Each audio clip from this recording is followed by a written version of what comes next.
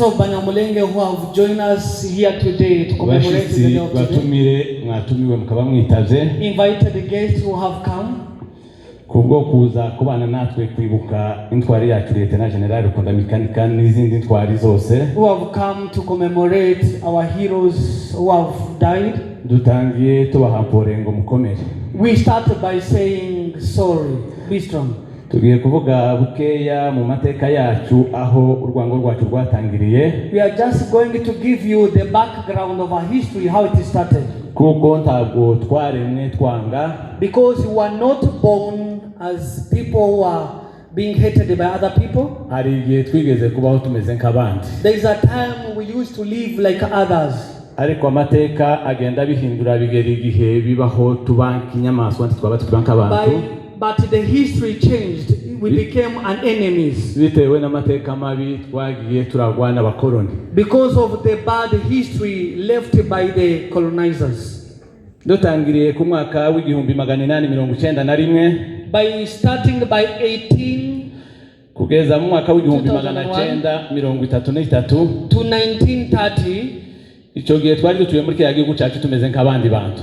At that time we lived in Congo like other people. Twari dufite ubuyobozi bwacu butuyobora. We had our leadership. Twari dufite amasheferi yemewe. We had chiefs who led us. Kuko hari dekreza abazungu zabivugaga bari bakolonije icyo gihe. According to how the colonizers used to divide the places. Ariko nyuma y'icyo gihe, after that time, icyo gihe twari dufite chef de collectivité witwaga Kayira. We have our chief called Kayira. Yari afite abasous-chefs benshi. He had some other chiefs, assistant chiefs under him. Bakoranaga nawe. Who served with him. Barimo ba Imuhanga Yiwe n'abanyiri Muhanga. Among them there is those who are leading the place. Hari habarukanisha. Rukanisha. Igatyazo hari abagitimbwa. Hari also Gitimbwa. Imurenge hari notable Mutayega. Notable Mutayega, those are the chiefs. Kigushu hari habanda indanganyi. Kigushu, there was indanganyi. Mutunda hari biremera hari haba notable Sebagurwa. There was also notable Sebagirwa. Kamiro hari hariho notable Gasambi. Notable Gasambi. Igihande hari hariho notable Bujambi. Even Bujambi. Those are the chiefs that were leading. Iyo yari Mwaye Plateau uva mu Mushasha. That was the lower hill of Nuko icyo gihe Mwaye Plateau yari mu buyobozi bwa Kayira ari bwo bw'ubwoko bwacu. Lower hill was led by Kayira. Kayira was from our community. Bigeze mu mwaka w'igihumbi 1933. When it comes to 1933, Habinama yari tumijwe n'uwari umu-administrateur w'umuzungu mu Bibirigi. There was a summit convened by a Belgian person. Uwo Mubirigi ibyo bari ko biga kwari kugira ngo bakureho Kabira. He convened the meeting to remove that chief of our community to kuko bazanye idini kandi bagashaka uburyo bakandamiza abantu basanga abantu bacu barasa nabi bafite ubwenge buri hejuru y'abandi twari duturanye. Because they brought religion in our place and they saw our people are wise enough they will stand against them. Zatumye bibi kibazo bakuraho Kayira. Then it made the Belgian man to come and remove our chief. Kayira maze kuhava. When they removed him on power, dekreyo kumukuraho yabaye ku itariki 5 ku kwezi kwa 12 they had the discussion of remove of him. Gutinya yuko hashobora kuba za soulèvement byenda sinzi impamvu. Gutinya yuko hashobora kuba soulèvement z'abaturage. Because of fearing how the demonstration can be carried on, habayeho gukora inama yihutirwa. They convened a meeting quickly. An urgent meeting was convened. Iza kweguza Kayira bamweguza ku bushefu. To come and make him resign so that he may resign. Ariko bamusimbuza uwundi ariko utaba chef de collectivité. They replaced him with another who is notable, who is bashiraho notable witwa Nyiri Muhanga. They put in notable Nyiri Muhanga. Kayira baramwangaza bamwohereza Rurenge. Then Kayira was chased away. Nyiri Muhanga arahaje ariko atagifite ububasha. Nyiri Muhanga was there as kuko yakoreraga munsi y'ubutegetsi bw'umufurero wari uyoboye. Because he was a stooge, the puppet of that person. Kuko bamwitaga ngo ni representant wa communauté yarakiri notable. They used to call him representative of a community. He was no longer a chief. Ibi bimaze kuza ubushefu nabwo bwaje gushira. When this kind of things came, even tuza guca muri period imeze nkaho turi mu gihugu kandi tutakirimo tari abanyagihugu. We came to a time when we felt like we are in the country and yet we are not considered as the citizen of a country.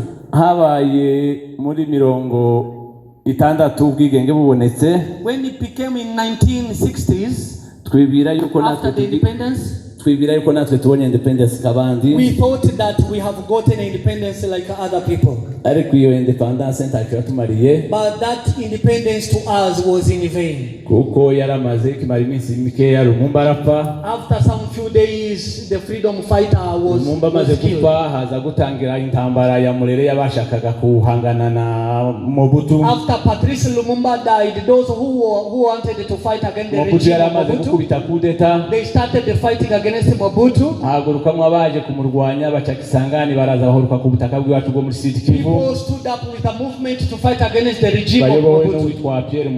They were led by Pierre Murele, the leader. Together with Laurent Kabila, you know, the former president. All those problems were there and not Abanyamulenge was there. But they brought and settled in our place to start the movement war. Pierre Mulele movement and also soldiers came and settled in our place. They said that they are going to be fed by our cattle, the cows. They will be killing our cattle and flocks so that they can eat. So our people went a difficult time. That is when auto-defense started. Fighting for ourselves. Our fighting for ourselves started. It did not started in 2018. It started in 1966. Our men stood up. Bahagarariwe imbere n'uwari barangaje imbere umuvyeyi wacu ntwari Mushishi. They were led by Mushishi, our hero. Baravuga ngo ntibazemera yuko batemagurwa hamwe n'abagore n'abana. They said we never be cut together ku rugamba badafite ibikoresho. Women and also children. Baja guhangana na Pierre Mulele wari wananireta. They took weapon, they went to fight along with Mulele.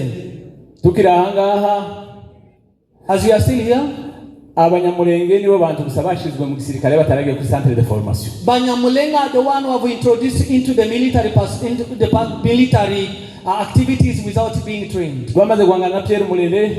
After fighting against the Pierre Mulele, muri icyo gihe habaye ibikorwa bibi ku bwoko bwacu. At that time the horrible things came. Many people were killed. Hano tworeba nko kuri Kirumba hapfuye abantu 22 mu ijoro ry'icumi we can mention some few 27 were killed at Kirumba. Aha ni ku itariki hari kuri Kirumba ku itariki 19 z'ukwezi kwa kabiri 1956 in 1966. Muri uko kwezi kwa gatandatu in the same month of June n'ubundi mu Gahwera in Gahwera, the place called Gahwera, baje kwica abantu 30 barimo abagore n'abana. They killed 60 people.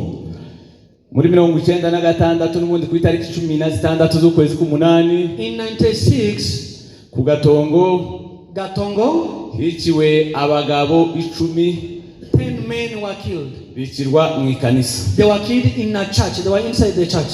Izi ni impfu zabaye zikurikira ibya Pierre Mulele tutazi yavuka ni yakomoka. These are the death that has happened after Mulele without even knowing where he was originated. Iwabo muri Bakongo ntantambara zahabaye ntakiro. But Mulele was from the place, Bakongo was the place where he was originated. Because of time we are rushing. Habaye ejo bundi muri 1996 in 96 ku itariki 7 z'ukwezi kwa 7th October. Vice governor wa Bukavu witwaga Uwabanye. Vice governor of Bukavu aja kuri media ahamagarira Abanyamulenge abaheza iminsi 6. He went on social media and he gave us 6 days. Aravuga ngo nyuma y'iminsi 6 tuzabe twavuye ku butaka bwa Zaire aribwo buriya bwa DRC. He said, I give you 6 days. After 6 days you should go and cross the border, go and leave DRC Congo. Kuko icyo gihe yatwitaga ngo turi Abanyarwanda tugomba gutaha iwacu. Because he was calling us Rwandans, go back to Rwanda. akibagirwa yuko amateka avuga yuko twageze muri kiriya gihugu mu mwaka w'igihumbi 700 n'iyindi hejuru. And he forgets that the history says that we went to Congo in 1700 years there. Kuko ntabwo twaje dusanga Congo twebwe. We did not come and found ahubwo Congo niyo yadusanze hari. Congo, the name Congo came and found Abanyamulenge settled in Congo already. Kuko bagabura Congo muri mwaka w'igihumbi 884 in 1880s. During the conference, Berlin conference, we were settled in the place where we live up to now. There was no any boundary. Together with other kind of district or provinces. In Bangui, in Equateur provinces, they have people speak the same language here in Congo, in the other countries also. The people of back Congo, they speak the same language in Angola. The people of Kinshasa who speak the same language of the people of Congo Brazzaville. The people of Brazzaville and Lubumbashi, they speak the same language. But the problem come to us because of how we look like. After this governor calling other people to come and kill us, it was like he was calling people who are ready to kill. They started killing our people. After the announcement he made calling upon the people to come and kill. Kabera and Bogobogo, more than 500 people were killed. 159 were taken as captives. Kamanyola, more people were killed. Among them pastors and chief. Reverend Bugunzu. And Reverend Muzuzi. And Chief Rukenirwa. We'll still remember them. Nganji, the place called Nganji. 70 people were killed and some other hundreds of children were taken as captives. Remera, 66 were killed. Kimanga Ovira, 5 people were killed.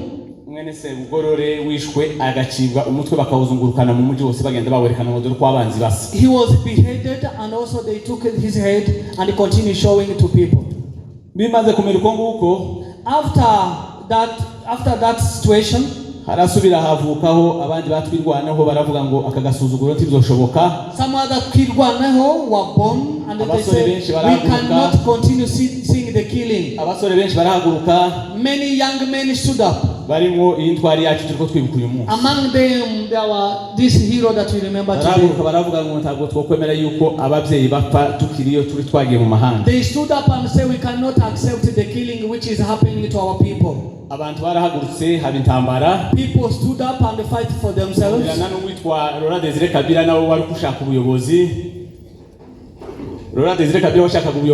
Even Laurent Kabila, who was longing the leadership,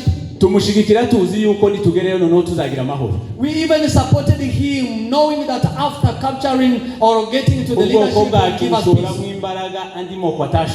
We used the full effort to support Laurent Kabila. We fought for 7 months, traveling so many kilometers fighting along with the Laurent. In history, there was no any war that you can walk 7 months walking, fighting. That people knew that we'll get peace. When we get to Kinshasa, we had just the peace of a short period of time. Before we get to 2 years, 2nd August in 1998. Laurent Kabila, Herodian Dombasi, aja ku mashene ya mateleviziyo. He went to the media. Iwe ntiyatwise ngo turabanzi. He went to RTNC and said these are not only enemies. Adukuramwe ubumuntu ntitwaba tukibaye abantu. He removed humanity. He said you are no longer human. Utuntu. He made us like insects.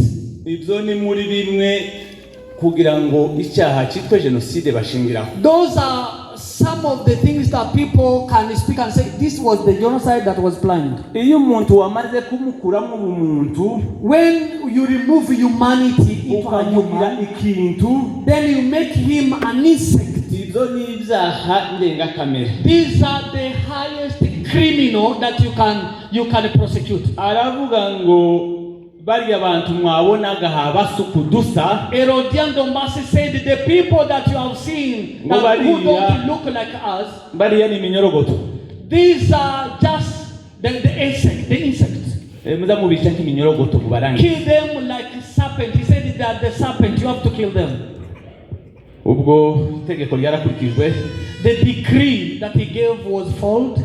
Abantu badasanzwe. They killed so many people at that time when he gave that decree. Gihugu hose, in the whole country. Aho Kalemi hapfuye abantu bagera kuri 87. In Kalemi 87 people were killed.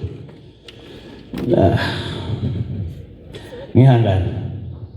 Continue to be strong. Kinshasa hapfuye abantu 300. In Kinshasa 300 men were killed. 2003 nageze Kinshasa.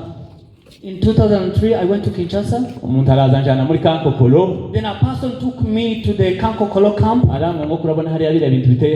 Then he said to me, can you see the plantation which is there?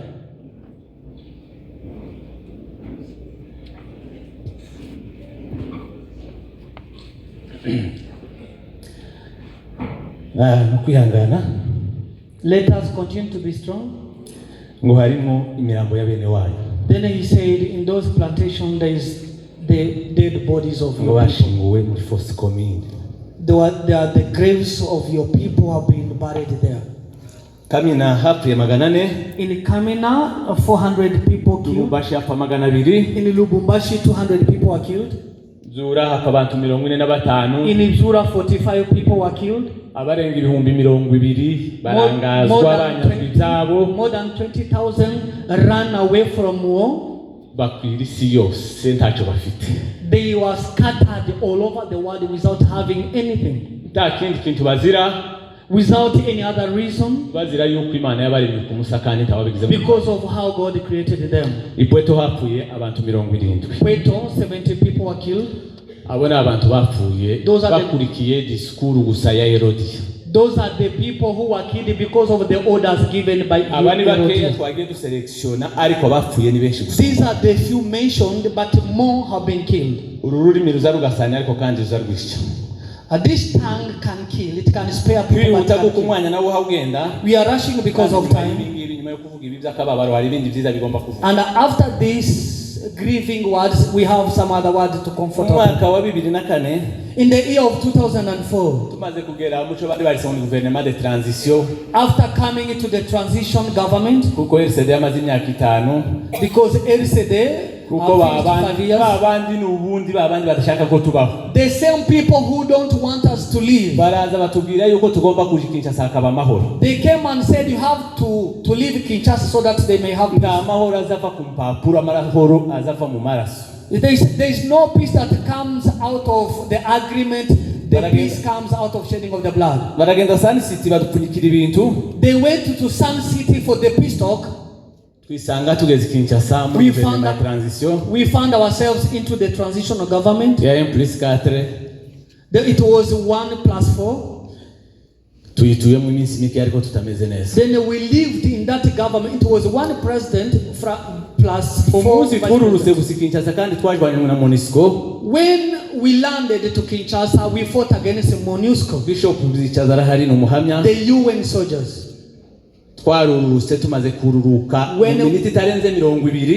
we landed, after 20 minutes, after even settling to Kinshasa, we were together with the 5 generals.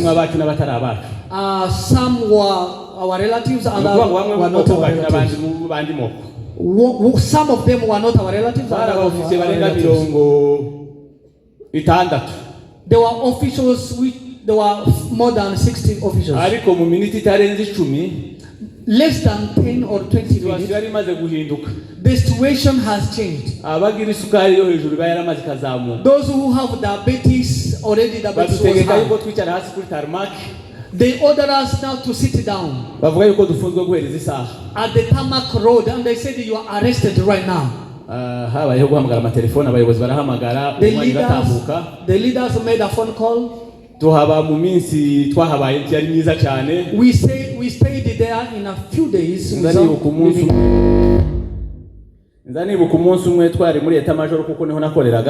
I remember we were at the headquarters. There are some people who fear to speak this. Some people, they offer their life to die for us, but we fear to speak. We had the parade as usual. There was a leader. Our leader was they used to say is the one who is in charge of us in terms of religion matters. When the war started, at that parade there were more than 60 soldiers, and I am the only person who was different from the other in that parade. Among 600 people, one said, he said the reason why we are not going to defeat this war is because of infiltrated. We have been infiltrated. Imagine 600 people. One person said, one person who is this one has penetrated inside us. He's an enemy. And imagine he's the one who was in charge to preach the gospel to us. We lived in this situation which wasn't good. Reason why even our people are still there. When you try to judge them, do not. Many of them are there because of loving or wanting to be there. Nuko ibyo birangiye muri 2004 turi Kinshasa dufite vice president. In 2004 when we had the vice president, bese wacu barahunze bahunga Uvira kubera intambara. Our people ran away from Uvira because of war. Bamwe barahangana babonye abamama. Some of them they are here. Barahunga igihugu kirabakira cy'u Burundi. They ran away from Uvira to bagera mu maboko ya Nations Unies. They were received by United Nations. Amaboko ya Nations Unies arasumba amaboko y'igihugu. And the United Nations hand is more than the hands of a country. Ariko barambuka bava ku butaka bwa Congo. They crossed from DRC. Babakurikira ku butaka bw'u Burundi. They found them to the land of Burundi.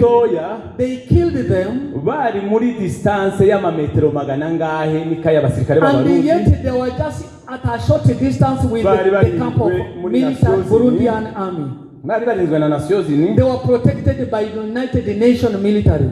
Barapfa abarundi baraza barareba Nations Unies irazirareba. They were killed in Gatumba when United Nations were there. Congo yohereza delegation zayo zarizobe na vice president jana na minister The government of Congo sent the delegate to go and see what has happened. Barashika bahamagara abarundi bagira gute bashaka. They call upon the leadership of Burundi to come and see what has happened. The killing. They gave them the charges and they took them to the prosecution. So they can prosecute them.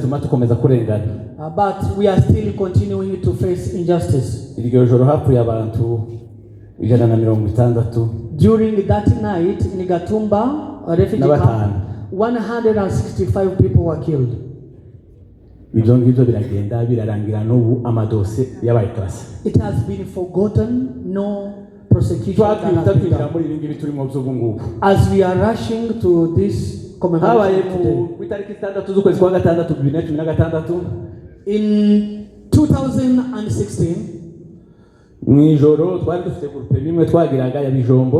we had one group or the area where we had a chief. abaturanyi bacu twabanaga b'abapfurero the neighbors whom we lived together, Bafuliro, baraza batera chef de groupe Makabarure se basonera. they came and attacked our chief. Baramurasa n'ubataguye aho ngaho kubw'Imana. They attacked him, they started shooting the gun. Yiwe rwaje guhera muri ibyo bisebe. And his death started from that wound. Arapfa ubwo ngubwo kwari kugira ngo bazimize iyo groupement igende nka ya sheferi uburyo yagiye. They wanted to chase them out to leave that land, the place. Kabarure amaze gupfa. After Kabarure chief dying, umutekano muke waratangiye mu cyabijombo. we had no peace. Mu Minembwe no mu Mibunda bari bagituye. Minembwe and Mibunda, they were still living there. Abantu batangira kwicwa kibandi. People started being Ariko killed leta ireba ariko ntacu yakoze. and being assaulted and each every day. And the government did not do anything. Nta protection imwe yigeze itanga. There was no any protection that the government has offered. Habaye mu mwaka w'ibihumbi 2018. When it comes to the year of 2018, intambara yari igeze muri za Mibunda. the war also spread to Mibunda. Abantu bari Mibunda barahunga bahungira hari mu Mikenke. People who were in Mibunda, they ran away from war, they went to Bashitse mu Mikenke. Mikenke baraswa noneho n'ingabo za leta. When they get to Mikenke, they were shot, the bullet shot by the government military. Barahunga bamwe nico gihe bafashe inziriza za Bijombo. The army of DRC started shooting to the civilians. Bahuruka muri ibi bihugu. And many of them ran away. They were scattered all over. Umutekano ubaye generalize. And then insecurity became wide to everyone. Kuva muri 2017 kugeza uyu munsi n'imyaka 9. From 2017 up to now, it is now 9 years. Ubwoko bwacu buri ko bwishwe. Our people are being killed day and each every day. Umubare w'abamaze gupfa muri ziriya ntambara ntawawubara. The total number of the people who died, we cannot mention. Kuko n'ubu duhagaze ahangaha ko barapfa. Because even now, at this point of time we are speaking, people are being killed there. Abantu biwacu barafungwa baratotezwa bajanwa Kinshasa gufungwa ntaco bakoze. Our people are being arrested and being persecuted, mistreated without any reason. Bamwe muri bo baragenda bapfirayo. Some of them were under arrest and they became even abandi babayeho nabi mu buryo butari bw'ubumuntu. And others are living a life which is a miserable life. Tukaguma tukagira ngo none leta ari kizagira. And we thought that the government can do something in order to spare. Icyo gihe cyose leta yari kwitwica ariko ikayikoresha abandi taragaragara ku mugaragaro. At that time the government was using behind some other people to kill us. Habaye muri 2020. When it came in 2020, Imana isa n'igiye kudusetsa. God wanted to give us one more laugh on our face. Imana iduheza zone ya Minembwe. God gave us the zone of Minembwe. Yari yarasose muri 2013 ariko ntibayitanga ku mugaragaro. It has been given in 2016. Habaye muri 2020. But they did not give it officially, proclaim it. But when it came to 2020, 2020 barayitanga ku mugaragaro hari mu kwezi kwa 10. In 2020 they gave us a zone. Bamaze kuyitanga. When they gave us that zone, bari batanze amateritware 178. They have given more than 174. Izo zose iyacu yari imwe. We had only one, our community. Twavuze ko sheferi yari imwe bayidukuraho. We had one sheferi, but they took it away. Groupement yari imwe barasaka barurega ngo bayidukureho. Then a groupement which was led by Kabarure, they shot him. Territory imwe amateritware 178. They gave us one territory, the zone among 174. Uwagiye gushiraho administrateur ku installer ku mugaragaro. Then the one who wanted to appoint our leader there. Nuwo bari barakoresheje kandi kugira ngo duheze iminsi 6. Is the same person who has ordered us to leave DRC. He gave us 6 days. Imbaraga z'Imana zirasumbiza abantu. At the hands of God, the power of God is more than the power of wa wundi waduhaye iminsi 6.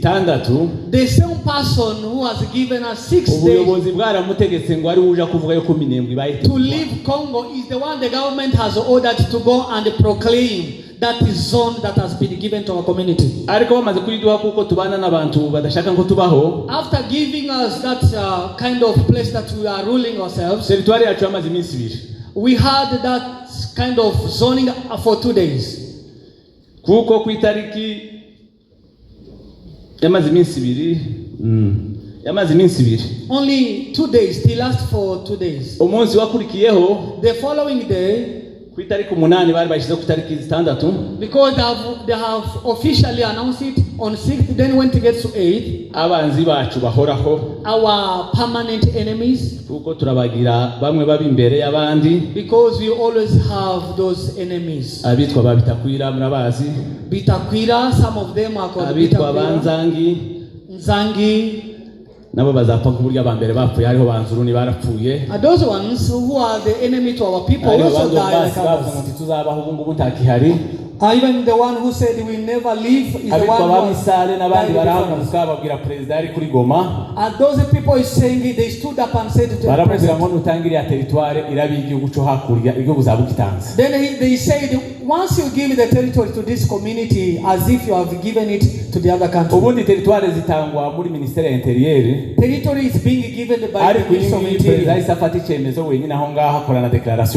But ours was pronounced by the president. Let me repeat the word he spoke in French. Pour moi, he said to me, le salut du peuple est la loi suprême. The supreme rule, the leadership. Je ne peux pas laisser ma peuple en danger. I can't leave my people in danger. Nukuvuga ngo kuduheza territoire. So for him to give us the territory, yuko abaturage be bagiye muri danger. Meaning his own people were put in danger. Bisobanura yuko mwebwe mutari mubo yagombaga kugirira. Meaning you are not considered like the people whom the territoire barayihagarika. Accept. The territory was stopped. Administrateur aguma gukora ariko asa n'utahari. The one who was the leader continued to serve, and yet the territory wasn't there. Ariko aho umuntu yasuzuguriwe n'Imana izimuzamurira. But where people despise you is where God raises you up. Hariya mu Minembwe. Imyaka yamaze yangani hariya mu Minembwe apana n'abaturage. That leader has been there with our people for 2 years. Ubuzima bubi yabayemo hariya. In bad life he lived with them. Arahaguruka batwirwaneho kimwe n'izindi ntwari zose. He stood up and he became one of. Yarabuze ubushobozi bwo kwirwanaho kwaje kuba mu rugo rwiwe. He was even able to just leave the place. Yarabuze buryaza ngo asanga umudamu we n'abana be babeho mu mahoro. He was able to join his family and live in peace. Ariko yarabuze ngo sindaterana n'abana baturage nzabana nabo. But he said, I will never leave my people, I will continue being in struggle with them. Imana itazisinzira ejo bundi arazamuka abafisi. God who does never sleep nor slumber, they appointed him to become the vice governor. Even though we are in this kind of darkness, but we know that tomorrow, in the future, the sun is going to shine. As we wind up, this world where we are living, when they speak about the world, they speak about the leadership of the world. This world has no compassion and mercy. The world does not work with the weak people. The world does not work with the people who are sleeping. The world can give you support when they see you strong. When you show them how you are strong, that is when the world will come and stand with you. But crying and groaning and each every day, they don't care. Reason why living in this world, we have no any other option. We don't have any other option or choice. We don't have any other shortcut apart from being in Kwirwaneho. Fighting for ourselves is not a political party. A political party can be there for a while, for a time, a period of time. A regime can serve for a certain period of time. But fighting for yourself is something which has no end. Fighting for yourself is ideology. Fighting for yourself, fighting for your living. Fighting for yourself is to refuse injustice. Fighting for yourself is to claim to live as others live. twavukiye amezi 9 kimwe n'abandi. We were born without 9 months. Nimbe ababyeyi bacu muri 66 barabashe guhagarika mulele. If our parents stood up and also stopped mulele movement, bari abantu babarirwa ku gikonjo. There were just a few people who stood up. Ubu dufite abahungu abasore b'abahungu n'abasore b'abakobwa ibihumbi. Today we have the young men and the young women, who thousands and thousands of them. Uruhare rwanyu rurakenewe hariya hantu. Your contribution is needed there. nta maternity ifite abamama bazoza babyara kuja hariya kugira ngo bafate igihugu cyo gutura ntayo. We have no any maternity that gives children who can go and fight. We have bwoko na bumwe buhari nta gihugu na kimwe gihari cyabyaye abana bo kuzoja kurwanira abanyamulenge. We have no any other nation who has given birth to the children who can go and fight for you. nta muntu numwe udufitiye impuhwe ngo se tuzabaho gute. There is no anyone who is pity for you, who has the compassion. Kubaho kwacu ni twebwe. Our living depends on us. No kutazabaho kwacu bizavana natwe. And also not living, our having injustice depends on ourselves. Kubaho kw'abantu, the life of people, cyangwa kwirwanaho, or fighting for ourselves, kugira inzira nyinshi. It has so many ways. Kandi izo nzira zose turazifite. In those many ways we have them. Kurya muri Bibiliya baza bavuga ngo Imana yagiye igabura impano ku bantu batandukanye n'uburyo butandukanye. In the Bible says God give different people, natwe yagiye iduheza amakapasite atandukanye. Even God has given us different capacity. Harabo yahaye kumera nk'intwari yacu ikirenga icyaha. That those ones he gave to become like hero. Harabo yahaye kumera nk'uyu mubyeyi w'umumama muri imbere yacu. That those ones he gave to become like this woman. Harabo yahaye kumenya kuvuganira abandi mu nkiko kuko dufite abantu barize. That those ones who stand to advocate for the people. Harabo yahaye gutanga amafaranga turayafite. That those ones he gave the finances capacity to give finances. Twambaye n'uburyo tumeze kugira ngo bavuge ngo dufite ubushobozi. Nobody who can see how you have dressed up and see you have no finances. Ubushobozi ntitubufite. We have finances. Ubushobozi ntitubufite. We have finances. Amaboko ntituyafite. We have hands. Dufite amaboko. We have our hands. Dufite abantu bije baminuje. We have people who are educated. None cyo tubuze niki kugira ngo bacu amahoro. What do we miss so that our place can be peaceful? What do we miss? Kuko igomba kubaho mu wakaya buri muntu buri gitondo kazuba ngo ese uruhare rwanje muri kiyagihugu ni iki? Because you should ask yourself every day, what is my contribution to my place, to my kuko hari abantu baza bagira ngo hari abavuse ngo bazagira uku ngo nibimara kumera neza ngo tuzaze gukora. There are some people who thought that there are others who can go there to sacrifice themselves for you. Umuntu utekereza uko nguko, the person who has such kind of mindset, azasaza atabigezeho. You will die not reaching to your there is no any person uzagutunganyiriza aho uzaza kuba who will go and prepare the place for you to live. Nobody else who will come and prepare the fight for our land apart from you and me. We have so many troubles there. It needs our hands to be joined together. We need to join our hands together. Abazungu bagira ubwenge. White people are wise. Bagaza baza bakatugura bakatujana turingura no twatukuze. They used to come and they bought us as slaves. Ubuce baricara ati twatuvuga ngo uburenganzira bw'ikiremwa muntu twatujana abantu twabaguze. Then one day they said, how do we claim for the human right? And no duhindure system yo kubita kantu kabaye kamera neza. We bring the people when we buy them as slaves. Dushira kantu kitwa ni processes. Then they said, let us put something which is called the process. Kugira ngo tuje gukora ubucakara tutatunungunika kuko twarijanye twarabisabishije tugira ivyuya so that we can go and do the work of slavery. Batwijiza muri uwo murongo. They gave us such kind of badusenyeri wacu. They destroy our place. None ko barasinya amasezerano yo kuzibo kuhaba.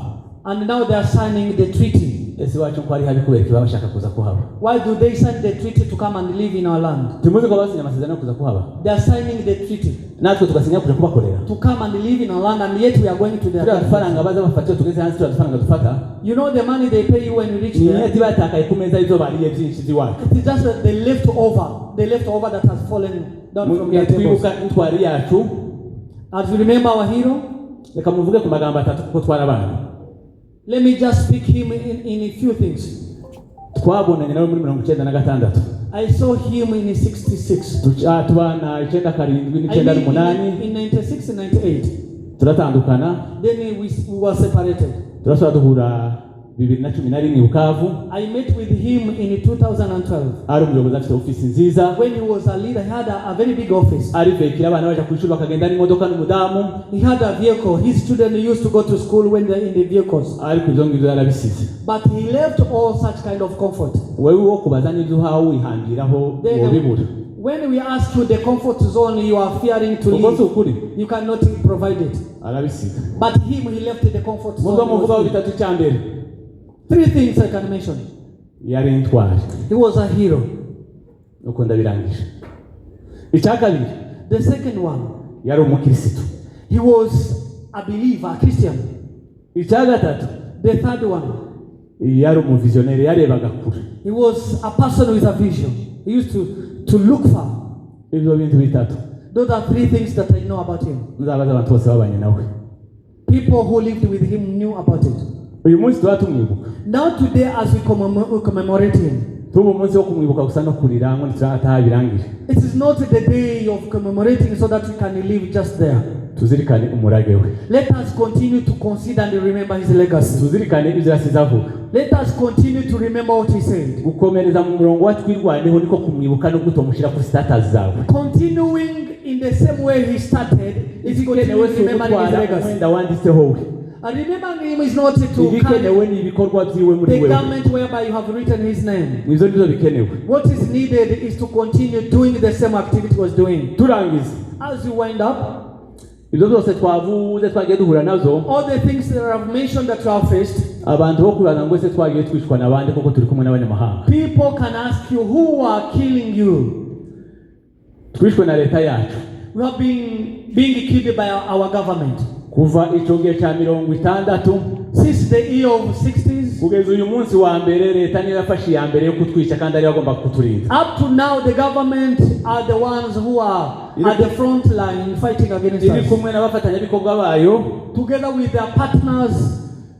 ba mayimayi yaje guhindurira izina ry'icubahiro ngo n'abazalendo kuko abazalendo bibindi je bita mayimayi. Maji movement, they have changed the name into Wazalendo. iri kumwe n'abasirikare b'u Burundi n'imbonera kure president w'u Burundi yatosheje kugira ngo zazica abantu kuko si abasirikare mbonera kure. Together with the army of Burundi, iri yani milise idatandukanye cyane n'intera hamwe zo mu Rwanda. Together with some other militia of Burundi, they have joined all of them together to kill us.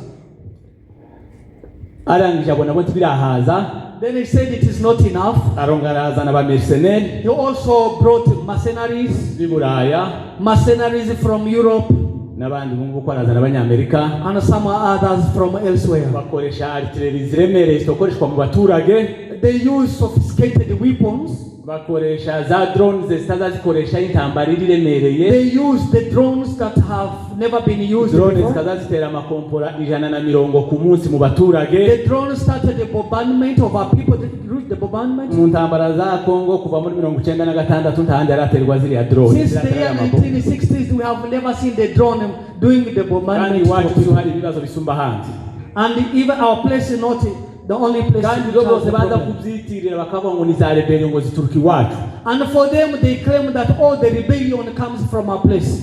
rebellion ya AFDL yariyobowe na Laurent Desire Kabila yari umuntu wa gatanu. The rebellion of AFDL led by Laurent Kabila. RCD yayobowe na Uwabanye yari umuntu wa Bakongo. RCD led by Wamba Diawamba, it was from Bakongo. Irunga Kalambo yari umuntu wo muri Katanga. And the other one is from Katanga. hazaho Onusumba yari umuntu wa Sankuru. Onusumba is from Sankuru. ariko muri zo rebellion zose in those rebellions nta muntu wabo wigeze agira ikibazo ngo mwene wabo ngo ari mu ishyamba. There's no any person who had a problem because his people are in the bush. nta muntu n'umwe bigeze batoteza ngo bavandimwe biwe binje ishyamba. Nobody has been mistreated, persecuted,